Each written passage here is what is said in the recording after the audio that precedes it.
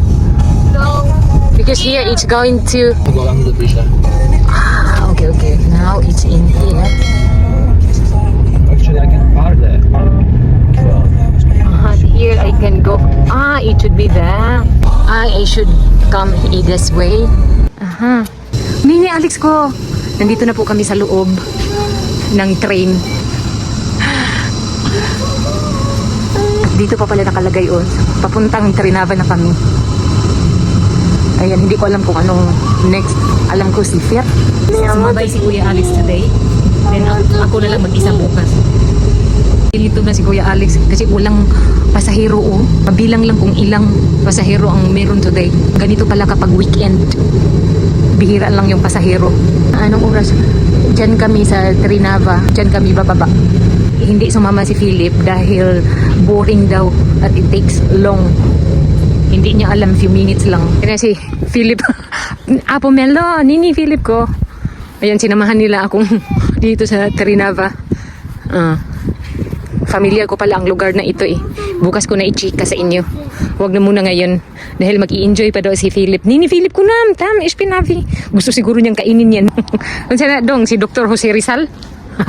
Si Kuya Alex wala sa mood dahil gusto niyang kumain. Ay, ang tagal ko na ito sa Slovakia. First time ko dito sa sentrum ng Trinava. Panay check nila sa palibot kasi naghahanap sila ng pagkain. Naawa naman ako dito sa dalawa. Uy, gusto nilang kumain pero hindi namin sila mabigyan ng pagkain dahil mahal dito. Wala pa akong trabaho po na. When I got job, Kuya, I will buy you that. Dobre? Ano? Kawawa naman si Kuya Alex. Uy. Ito talaga ang ayaw ko kapag lumabas kami. Gustong-gusto niyang kumain pero hindi namin mabili yung gusto niya. Wala na siya sa mood. Punta na lang daw kami ng Tesco. Philip ko, kawawa naman tong dalawang to eh. Di na gid madrawing ang mukha ni Kuya Alex. You can swim, Philip ko. Is it cold? Or is it too hot? What is that, Chilo? Ito na naman silang dalawa sa fountain. Tuwang-tuwa talaga si Philip makakita ng tubig. Yung flowers nakasurvive pa sa malamig na panahon. Pro swim. Mag-swim na ka din ha, Alex? Chishi Salo. Sana maglagay sila ng isda para colorful. Kaya pala natutuwa si Philip at Alex sa fountain na ito. Uwi na daw kami. Si Alex sinusunod yung aso. Alex, go swim! Swim! Lalala, sige! Bill Mizima! Mag-swim din siya, itong batang to eh. Natakot tuloy ako. Baka kasi tumalon yan siya dyan. That is not for swimming, kuya. Oh my gosh. Natuwa si Philip. Hinawakan na naman nila yung tubig. Philip! Ay, nalang itong mga batang to. Philip ko, nini. Matuwad ka dong. Niye. Natuwa sila dahil may ilaw na colorful. Nag-change pala ang posisyon ng tubig na ito. Naalala ko tuloy yung sa Dubai dancing fountain. Amoy Zonrox. Ito na nga sabi ko sa inyo, nag-change. Ayan. Mga Mars, uwi na po ako. Kahapon hindi natuloy ang aking vlog dahil sa kay Philip at Alex. Then mamaya sasabihin ko sa inyo kung bakit bumalik ako dito sa Trinava. Galing po ako doon sa job interview na naman ulit. Before anything else, itour ko muna kayo dito sa Trinava. Ito pala yung old church nila which is nakikita ko na ito many times na every time na pumupunta kami ng Tesco. Sobrang laki nito at very old. Parang ni-renovate ata nila ito. So ito yung daanan papunta doon sa kung saan ako in-interview kanina. Nakalagay Museum Kisnihe Kulturi. Dito banda, ito yung Trinava Sentrum. Sabi ni Vladimir, dinala na daw niya ako dito. Hindi ko na matandaan dahil nga matanda na ako. And then, dito ako dumadaan. Yung building na yan sa harapan ko, school yan. Ng elementary ata. Then dito banda, mga school ito. Nakikita ninyo yan parang may cross. Pero hindi simbahan yan. Building lang yan, palamuti. Para daw may makikita kayo. Charis. Ang ganda ng pagka-design dito Pero old nga lang yung mga pader. Dito ako dumadaan papunta doon sa patutunguhan kong magiging trabaho daw. Mamaya ko na isi-share sa inyo kung anong nangyari doon sa interview ko. Akala ko nga simbahan yan, hindi pa pala. Titignan natin dito banda kung anong nakalagay dyan. Kasi hindi ko maintindihan yan. And then yan ang design sa building na iyan. Pink ba yan? Nagiging faded lang. Colorful ang mga building dito. Pero ang ganda tignan, no? Sa palatandaan ko pala dito is yung hindi yan church. Building lang daw yan. Ang sabi ni Vladimir, para pang sightseeing lang daw yan. Sa kabilang yan, na building. Ewan ko ano mga building to Sige ha, maglakad tayo dito banda. Dahil ito na yun ang sentrum nila. Maganda sana tignan, no? Kaya lang parang namatayan ng pusa dito banda, Maganda to kapag summer. Winter pa kasi, taglamig na, kaya ito, wala masyadong tao. Ano pala, paaralan pala yan, Ang pangalan, Angeli Merisili. School pala yan, ang laki naman. Elementary siguro yan, high school or college. Hindi, pasensya na kayo. Kasi hindi pa ako marunong mag-Slovak. Basta itur ko kayo dito sa Trinava Centrum. Yung building na yan, college. School yan siya. Nakita ko yan doon sa kabila kanina. Ang daming estudyanteng pumapasok. College. Tingnan nyo yan, Dito nyo na makikita na pang sightseeing lang pala yan. Ang pumupunta mostly daw dyan mga turista. Iwang ko lang. Mga shop na nandito. For sure. Mga mahal to dito Tapos may mga restaurant. Sentrum nila. At least, may flowers dito sa gitna. Ano kaya na statue tong nandito sa kalagitnaan? Tapos kapag may flowers talaga, maganda tignan Pero yung iba namamatay na. Dito tayo dadaan. Kaya lang yung mga color ng kanilang building, iba't ibang kulay. Dito light green. Pagdating naman doon sa kabila, white. Yan ang pangalan sa building na yan. Kapag nandito kayo sa Slovakia, punta kayo dito sa Trinava. Maliit lang naman ito, Trinava. Pero medyo okay na rin ito Yung mga building nila, medyo alive. Kaya lang, colorful. Akala mo kung mga church Pero wala akong nakikitang simbahan ng mga Muslim dito. Iyan mga Mars, kaya lang, awan ko kung anong building yan. Parang close naman. Okay. Hindi ko din mabasa. Ano yan? Government. Maganda, no? Lapitan nga natin. Kasi hindi ko makita Ayan. Ang ganda sa itaas, Papunta na ako ng train station. Ayan, Silinitsa, Stanitsa. Kaya lang wala masyadong tao today. Yan lang ang makikita ninyo as of now. Dahil wrong timing tayong mag-tour dito sa sentrum nila. Nandiyan na pala yung flag natin, Kaya lang nagiging Slovakian na. Diba, Australia yan? Yung dark blue na may stars. Bugo ako sa mga flags. Pasensyahan nyo na. Mga shop-shop lang naman yung nandito sa gilid. Kaya lang expected na yan na mahal yung mga bilihin dyan. Kung nagutom kayo, dito lang kayo sa mga restaurant nila. Weekend lang maraming tao dito. Pero ako, hindi ako bibili dyan sa mga shop-shop na yan. Mamahalin yung paninda nila dito. Makabuslot bulsa, Marge. Nabighani lang ako sa mga flowers nila, Pero sa real winter, mamamatay na yan. Pero itong punong to, hindi ata ito maglaglag ang mga dahon nila Ewan ko lang kung ito ba yun. Ay, Diyos ko. Sobrang lamig. Nakikita nyo yung mga tao dito. Ang suot nila, blanket na. Maganda naman dito dahil maraming shop-shop. Hindi ka magutom. Pero prepare mo lang yung 100 euros mo. Mahal talaga yung pagkain nila dito.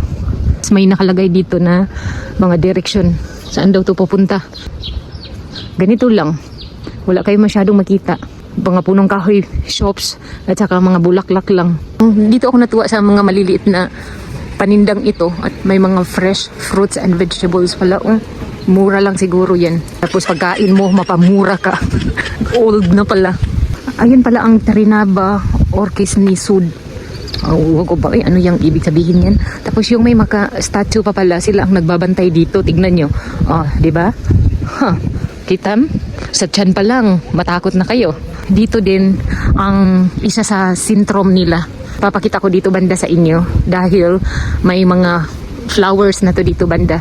Na-curious din ako sa mga building na ito. Looks empty kasi tignan. Pero open naman at hindi ko lang maintindihan kung ano ba yung sa loob niyan. Siguro mga office katulad yan yung puting malaking building na yan. Parang bank ata yan. Pero ang laki naman tapos social tignan. Dito pa pala pwedeng mag-date. Dito ako magstay saglit dahil gutom na ako. Wala pa akong breakfast dahil may mga roses. Pwede dito mag-date. May libreng pa roses ka. Kung wala kang maibigay sa iyong girlfriend, mamitas lang kayo dito ng rose. Ang tanong, allowed ba kung mamitas? Buhay pa ang mga rose, hindi pa namatay. Siguro hindi nalamigan itong mga to. Siguro sa tuwing summer dito, maraming maganda naman tignan dahil sa bulaklak. Kapag pumunta kayo dito, yan lang ang makikita ninyo ha. Huwag na kayong mag-expect ng more than that. Hindi to katulad ng ibang European countries na sobrang ganda ng palibot. Sa building pa lang, nako, masabi mo ng bakit iba-iba ang kulay. Ganyan lang talaga para makulay daw ang buhay ng mga tao dito. Kasali na ako doon dahil dito naman ako nakatira. Mamaya ko na ipatuloy sa inyo ang pag-tour ko dito sa Trinava. As of now, kakain lang muna ako. Then, isasabihin ko na pala sa inyo kung ano nangyari doon sa aking job interview. Anyway, yung nag-interview sa akin, parang siya yung owner dahil narinig ko siya kanina na kausapin daw niya yung mama niya. Oo. Then, dalawa daw yung kanilang business. Yung kanina kung saan ako na-interview is ano yun, pinaka main branch. Tapos may sinasabi siyang pension, parang at mga Holiday Inn na hotel. Ang offer niya sa akin na trabaho yung housekeeping. Hotel man yun.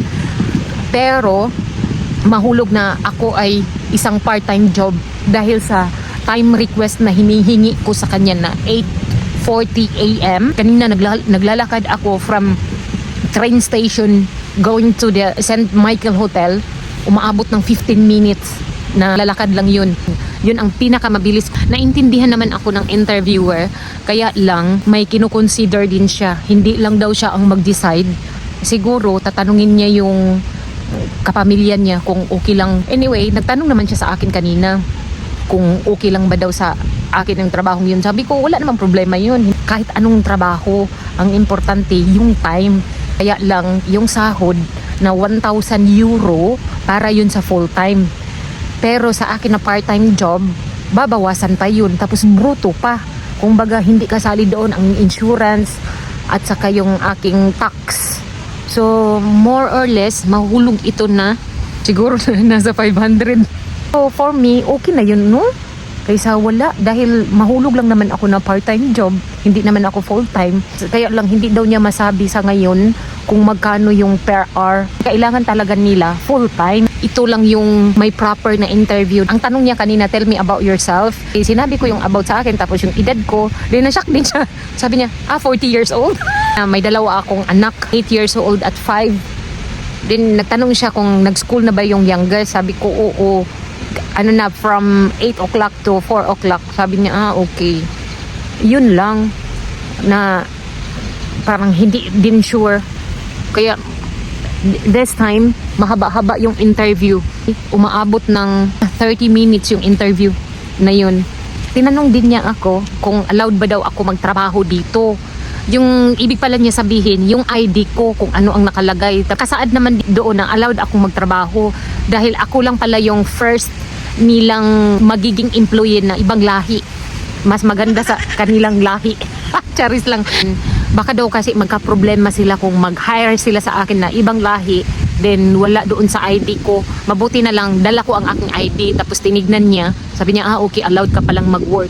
Dahil ang sabi ko sa kanya, unlimited na yung visa ko dito at dito na ako for good. Hindi siya na-convince at first, kaya pinakita ko yung aking Slovakian ID.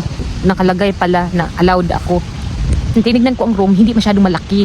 Kaya pala, ang pagkasabi niya, kapag matapos na daw ako maglinis sa room, may gagawin pa daw ako maglinis sa hallway or sa mga corridor. Thank you, Lord. Alam niyo, lang in few minutes, may tumawag sa akin yung inaplayan ko pala na malapit lang doon sa amin. Na ilang minuto lang. Huwag, may tumawag na naman sa akin, may interview daw ako bukas. Hindi ko alam, Lord, kung anong trabaho na dapat sa akin. Bahala na si Lord. Basta puntahan ko lang yung interview bukas.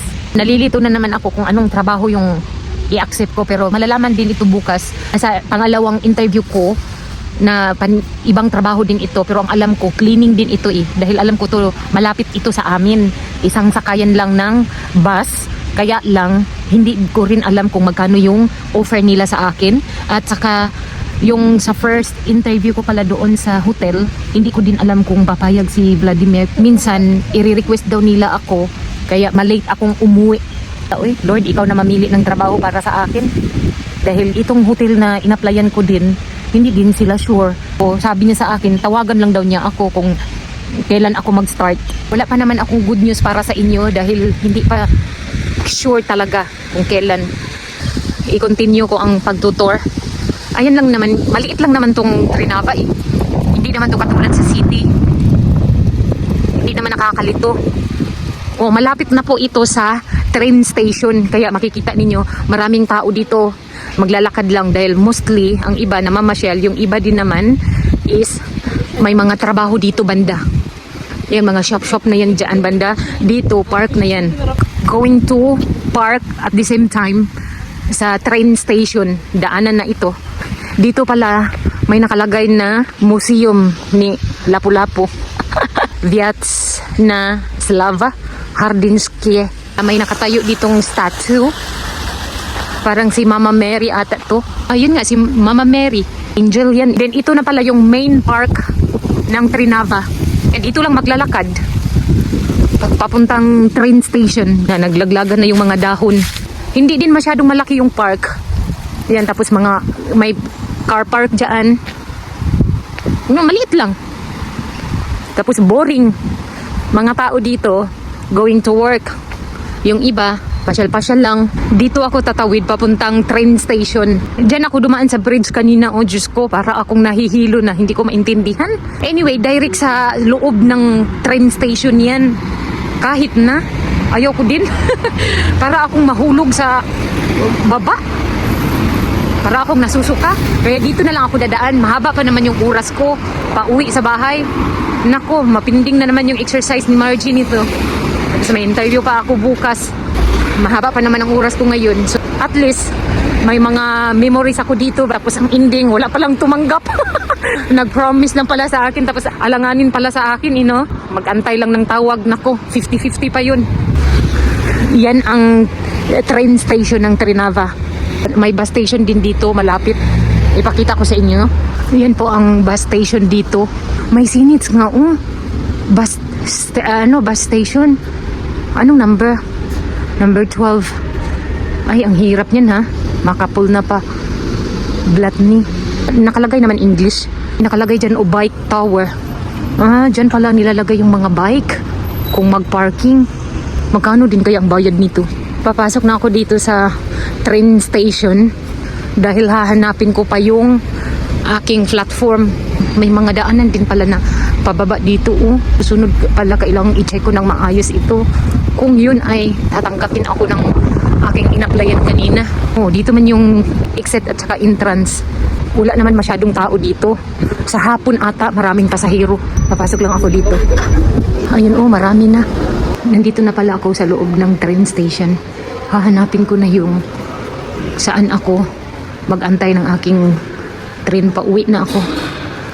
Hala, saan ba ito nakalagay? May nakalagay naman dito number 2. Dito ako aakyat sa itaas. Ayan nas to PST 2 platform pala. Papuntang Bratislava na to. Sa bahon lang ako bababa. Nag-aantay ako ng train dito. Nalilito ako kung saan dito banda. Saan kaya? Wala pa naman ang time ko. Siguro makalagay naman yan dyan mamaya kung saan banda. Tapos may nakalagay naman dito destination. Departure, destination. May delay nga nakalagay. Saan kaya dito? Kapag nandito ako sa train station, nalilito ako minsan.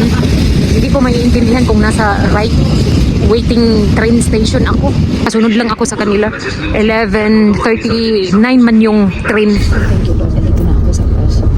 Alam niyo, first time ko nawala kanina. Thanks God, nakarating na ako dito sa bahay. Instead na maaga ako makarating dito. At least, natimingan ko din ang bus na papunta dito sa amin. Alam niyo, ang nangyari kanina, yung kaluluwa ko, parang lumilipad na dahil nagkamali nga ako ng sakay. Tapos ang pamasahe ko noon, 1 euro lang. Kasi Trinava to, bahon. Sus, Diyos ko, ang nasakyan ko pala, yung papuntang Bratislava. Tapos, yung sabi ni Ging, Kasi nagtanong ako sa kanya, yun daw yung express, yung fast train. Nag-stop lang siya sa one stop, malapit din sa Bratislava train station. Alam nyo, ang konduktor, nagalit sa akin. Nakaupo pa ako doon sa may upuan na free ang wifi. Yun, pinaalis ako ng konduktor tapos nakasimangot siya sa akin. Sabi ko sa kanya, sorry, kamali ako ng train na sinakyan ko. Wala akong magawa ang konduktor. Hindi naman din ako siningil niya na pambayad. Kumbaga, nascan lang niya yung ticket ko. Wala na din ako magawa. Dahil ang mali kasi yung tinanungan ko na estudyante ata yun. Dapat pala sinabi ko, papuntang Bahon. Sinabi ko kasi, Bratislava. May pagkakamali din ako sa aking sinabi. Nung una, tanong na ako doon sa teenager yun. Sabi ko sa kanya kung papuntang Bahon ba yun. Yung ticket ko talaga pinakita ko sa kanya. Hindi din pala niya alam. Sinabi lang niya sa akin na nag-antay daw siya ng train papuntang Trinchin. Sabi ko sa kanya, Bratislava. Ayun, tinuro niya ako doon sa kabila. Mali pala yun. Hindi bali na nagalit yung conductor sa akin. Bahala siya. Hindi ko na lang siya pinapansin. Basta yung mukha ko, hindi na madrawing. Nakita naman talaga niya kanina. Tapos, ang sakit ng ulo ko. Nakakain naman ako na snacks lang. Pero, yung tubig ko, konti lang. Ganito ako kapag hindi ako makainom ng tubig. Sobrang sakit ng aking ulo. And connected sa mata ko. Bukas panibago na naman itong yugto ng aking buhay. Interview na naman bukas. Diyos ko, Lord. Maraming salamat sa iyo, Ging Ubar. Nang dahil sa iyo, napunta ako sa tamang train kanina. Lord, salamat. Binigay mo sa akin si Ging Ubar, ang aking tagapagligtas. Si Ging, familiar na niya dito sa Slovakia. So, alam na niya kung saan siya mag-research. Si Vladimir, kahit nga yung Navy mall, ay bus station, train station, hindi talaga niya alam niyan. Hindi masyadong nagta-travel ng mga transportation. Alam niyo naman na may sasakyan siya. Yun lang ang chikahan sa buhay. Anyway, thank you so much. God bless and see you in our next vlog. Bye, guys!